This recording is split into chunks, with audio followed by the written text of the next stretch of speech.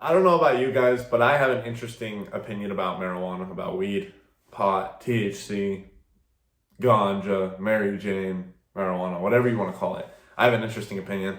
As someone who was once a stoner in high school to someone who doesn't smoke at all now, doesn't smoke at all, um, I have a little bit of experience when I'm talking about weed. And just to get this out of the way, disclaimer, this is my opinion. This is not fact. This is not scientific, medical, nothing of the sort. This is just my opinion.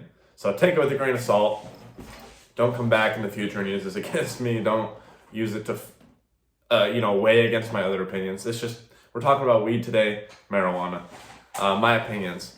So I'm just going to get started off by saying a weird observation I made the last time I got high, the last time I smoked, which was like a few months ago.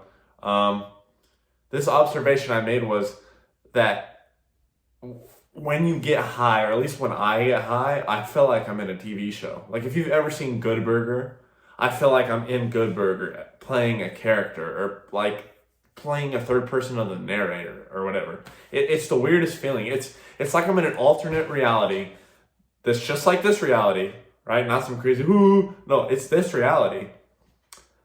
But it's more of in a dream state where things are a little bit off, things are more goofy and lighthearted and you feel like you're in a TV show, like I said, like an older late 90s TV show. It's really weird. That at least that's the experience I've had recently with marijuana. Right? When I used to be a stoner, I don't remember. I blocked it all out. I smoked way too much. So I'm gonna be honest. What I remember, it's basically became my normal reality. Like when I got high, it didn't feel like I'm getting high. It just felt like I'm getting back to normality. And that's where we go into the other topic of you develop a dependency and it becomes your main reality, right? It becomes your baseline, what you're used to. When you smoke for so long and so much in a row, rather than using it recreationally, which I don't have a problem with, honestly.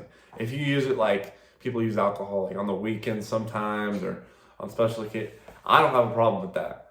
I think where the problem comes in for your own well-being and your own mental health, for not all people, most people, generally, the problem comes in where you rely on it and it becomes oxygen to you. It becomes something you need to feel normal, something you need to feel like a human. It's really weird to explain if you've never smoked, but you know what I mean? It does alter your state of mind. And when you get used to this altered state of mind, that becomes your base reality rather than the one that's watching this video right now, unless you're high. Or like me, right? Where I'm at base reality right now. I'm sober. So it's such a difference. But when you start smoking, the line gets blurred and you no longer know what's real and what's not. And it's so weird because of the differences and senses you have when you're high. Like for me, my senses are heightened. I can feel vibes off of people sometimes, most of the time, way too strong. Like I can feel dark vibes off of people. I can read in between the lines, and it can be too much, right? It can be a sensory overload. It's really weird.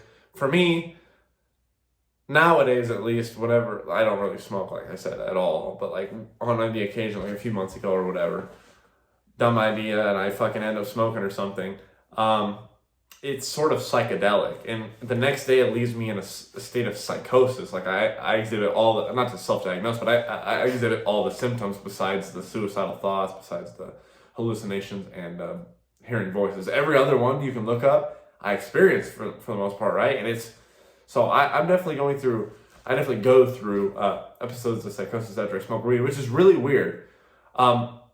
Maybe it's because I developed like some sort of PTSD or post-traumatic anxiety from like events that happened while I was high that triggered certain reactions in my brain that get triggered whenever I do smoke. I don't know what it is, but the main reason I'm here talking to you guys about this today is I want to talk about like the good sides of weed and the bad sides and how you can use it to your advantage and how it can really harm you. Let's get started with how it can really harm you, right? Like I said, it can become your basis to reality, so you're depending on it. It costs money, first of all. It costs energy. It takes time. and it can also have a lot of other side effects in regards to that. You can also develop a disorder, I forget what it's called, like a bunch of my buddies in high school developed this disorder.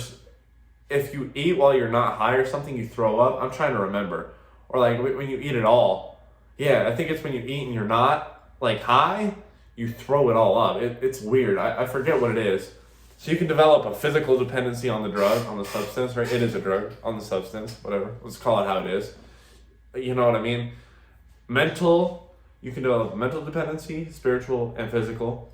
It can get in the way of your ambitions too. I honestly think for most people, not all, but most people, the average Joe Schmo, like me and you,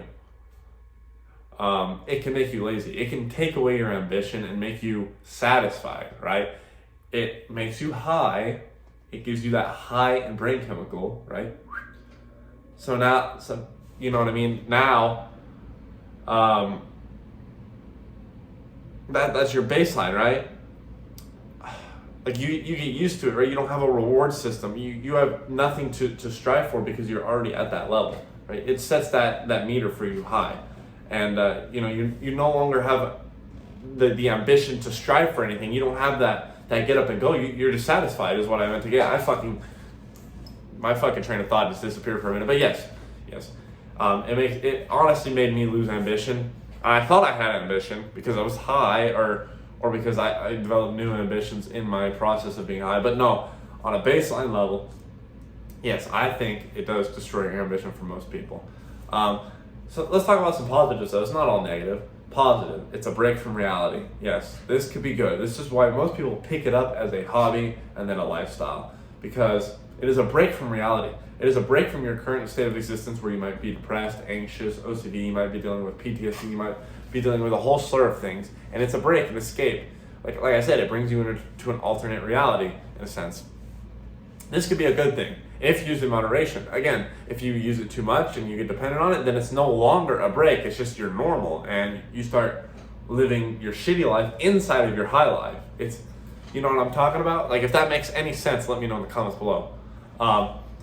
That's a positive. Another positive is obviously the cancer benefits with the CBD and blah, blah, blah, blah, blah. There's medical benefits, obviously. That's honestly what I think it's good for. And it could be good recreational use as well, right? Just like how people have a few beers on the weekend. Fuck, have a joint. I don't have a problem with that whatsoever, right? I don't have a problem with people using it recreationally. It's when it becomes a lifestyle and a habit, just like anything. Like smoke a cigarette on the weekend with your buddies, whatever. But if you're chain smoking 3 packs a day, it's obviously a problem. It's just, you have to be the one who's aware of that in your own life. You have to be the one who's able to discern and say, this is bad for me and this isn't, and how to level it out and how to use it in certain ways for your own benefit. This is up to you, right? I'm just giving you my insight so that maybe I can help clear your gauges a little bit, right? Just clear your gauges out so you can get a better idea of what weed is doing to you. How it can benefit you and how it can benefit you maybe cutting back a little bit on it. Maybe try going sober for a couple months. That might be really, really hard because you've developed a dependency, right? But just give it a try. A few days, leads to a few weeks, leads to a few months. See how you feel. Smoke another time. See if you even still like it. I think that's how I quit, honestly. I don't really remember, but I think that's how I did it, right? I took a break because I had to, whatever life happened, or I was sick of it. Fuck if I remember.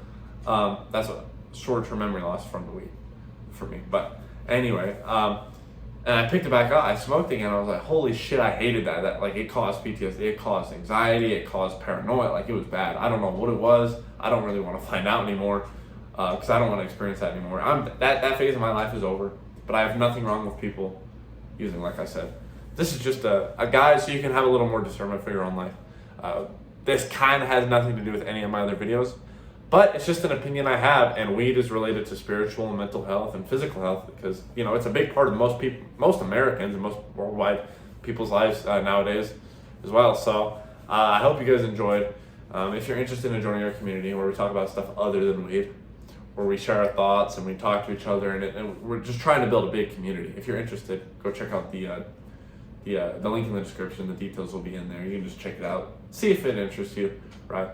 We'll have the links to our other social medias as well, and possibly a link to our merch website if you want to support with some merch.